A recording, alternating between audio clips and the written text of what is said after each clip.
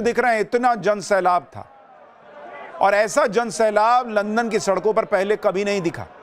London के लाखों लोग नारेबाजी कर रहे थे कि घुसपैठियों को बाहर निकालो। दरअसल ब्रिटेन में अवैध अप्रवासियों की आबादी बहुत तेजी से बढ़ रही है, जिससे वहां के स्थानीय लोग परेशान हो गए भाई कि वीजा लेके कोई आ रहा है, काम कर रहा है, समझ में आता है ये अवैध अप्रवासी क्यों आ रहे हैं भाई। ब्रिटेन की राजनीति में अवैध अप्रवासी एक बड़ा मुद्दा बन गए। अवैध घुसपैठ के मुद्दे पर ही शनिवार को लाखों लोग सड़क पर आए और इस प्रोटेस्ट की और तस्वीरें आप देखिए, आप हैरान रह जाएंगे कि ब्रिटेन में भी कितना बड़ा मुद्दा यह बन गया है। जहां तक आप देखिए बॉस, पूरा एरिया भरा हुआ है लोगों से। और आमतौर पर लंदन में इस तरह के प्रोटेस्ट नहीं होते। आपको सेंट्रल लंदन में टेम्स नदी पर बने ब्रिज के ऊपर प्रदर्शनकारियों की तस्वीर दिखा रहा हूं। ये देखिए, ये टेम्स नदी है और ऊपर ब्रिज पे भाई साहब पूरा कचाकच भरा हुआ है। एक समय तो डर लगने लगा कि कहीं ब्रिज ही ना गिर जाए, इतने लोग आ गए प्रदर्शन करने। प्रदर्शनकारियों के हाथ में ब्रिटेन और स्कॉटलैंड के झंडे थे। इन लोगों की सिर्फ एक डिमांड है कि अवैध अप्रवासियों पर लगाम लगाओ। घुसपैठिए उनके संसाधनों पर कब्जा करते जा रहे हैं और इसे बर्दाश्त नहीं किया जा सकता। अवैध घुसपैठ के खिलाफ प्रोटेस्ट हो रहा था तो उसी समय स्टैंड अप टू रेसिज्म नाम से एक अलग प्रदर्शन शुरू कर दिया कुछ लोगों ने। ये लोग नस्लवाद के विरोध और प्रवासियों के समर्थन में थे। इसी वजह से कई जगह दोनों समूहों के बीच झड़प हुई। प्रदर्शनकारियों और पुलिस के बीच भी कई जगहों पर भिड़ंत हुई, जिसमें 26 से ज्यादा प्रदर्शनकारी घायल हुए। कई पुलिसकर्मियों को चोट भी लगी। आखिर इस प्रोटेस्ट के जरिए लंदन के लोगों ने क्या मैसेज दिया और इस प्रोटेस्ट के पीछे किसका दिमाग था, अब आपको यह बताता हूं। लंदन प्रोटेस्ट को यूनाइट द किंगडम नाम दिया गया। Anti immigration leader Tommy Robinson ने इसे लीड किया था। इस प्रोटेस्ट में टेस्ला के मालिक एलन मस्क भी शामिल हुए। एलन मस्क ने वीडियो कॉन्फ्रेंसिंग के जरिए लोगों से बात की। प्रोटेस्ट के दौरान ब्रिटिश पीएम के खिलाफ भी नारे लगे। मस्क ने प्रदर्शनकारियों से कहा, या तो आप लड़ेंगे या मरेंगे। मस्क ने संसद भंग करके सरकार बदलने तक की बात कह दी।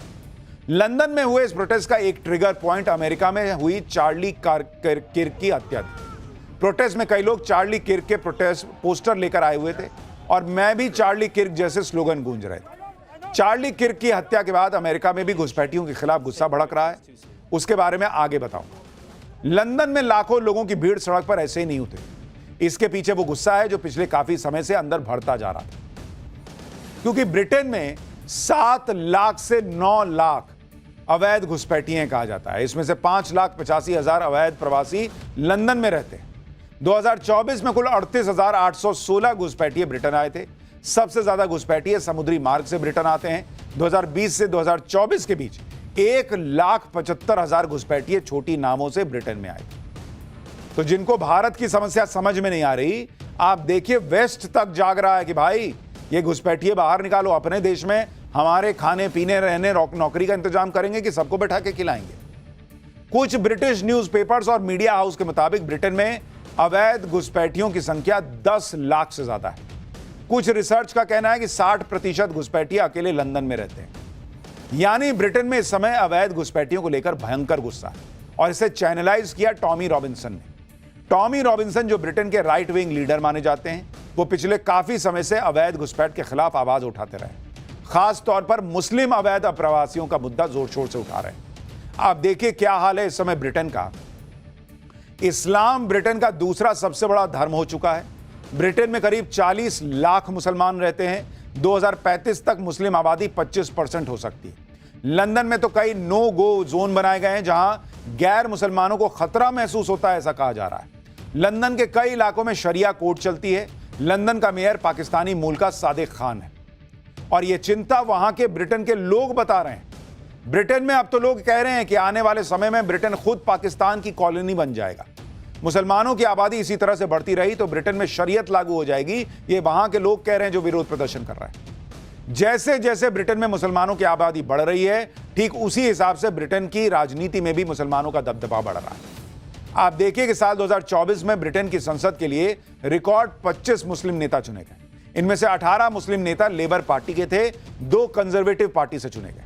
4 मुस्लिम नेता निर्दलीय जीते थे, 1 लिबरल डेमोक्रेट पार्टी से जीता, जबकि साल 2019 में 19 मुस्लिम नेता ब्रिटिश संसद में चुने गए। हालांकि यहां चिंता उनको लेकर जताई जा रही है जो बिना वीजा के या गलत तरीके से घुस गए। जो वीजा के साथ हैं, तरीके से हैं, उनको लेकर चिंता नहीं जताई जा रही। ब्रिटेन की ही तरह अमेरिका में भी अवैध घुसपैठियों के मुद्दे पर हंगामा मचा हुआ है। अमेरिका में पहले ट्रंप के करीबी चार्ली किर्क की हत्या हुई। चार्ली किर्क अवैध प्रवासियों के खिलाफ लगातार बोलते थे। इस घटना का असर लंदन प्रोटेस्ट में भी दिखाई दिया। इसके बाद अमेरिका के डलास शहर में एक भारतीय व्यक्ति की हत्या होती है, जिसका आरोप एक अवैध अप्रवासी पर लगता है। इस घटना से अमेरिका में अवैध प्रवासियों पर एक्शन की मांग तेज होने लगती है। पूरी घटना क्या थी भाई? 10 सितंबर को भारतीय मूल के मोटेल कारोबारी नाग मलैया की हत्या हो जाती है। हत्या का आरोप 37 साल के योर्डानिस कोबोस मार्टिनेज पर लगा। आरोपी मार्टिनेज भारतीय मूल के नाग मलैया के साथ काम करता था।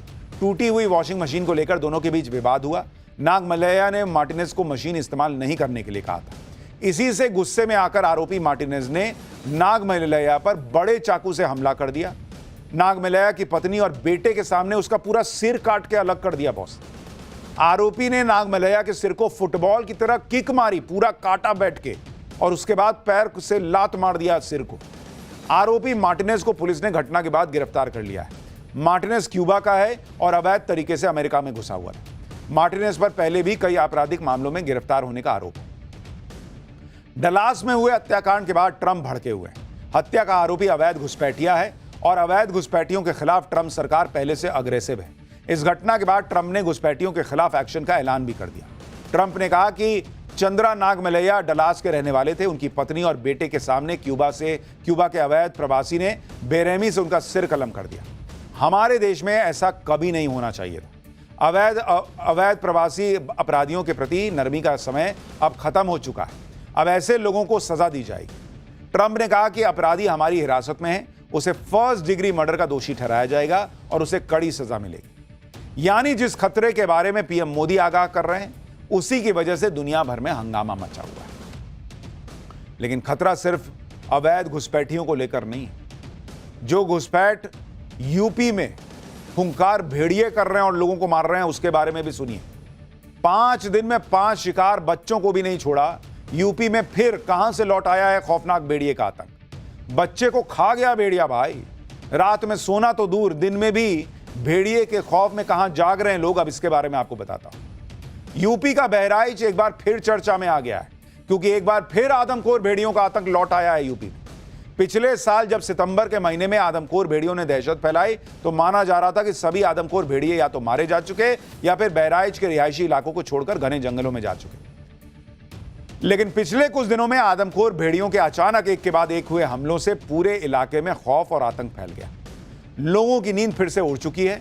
जो लोग घर के आंगन और छतों पर सो रहे थे, वो फिर से गांवों की गलियों में गश्त लगा रहे हैं। बच्चों का स्कूल जाना बंद हो चुका है, क्योंकि आदमखोर भेड़िए पिछले 5 दिनों में 5 शिकार कर चुके हैं, जिनमें 2 बच्चों को शिकार बनाया गया है। 2 महिलाओं और एक बुजुर्ग पर भी आदमखोर भेड़िए ने हमला किया।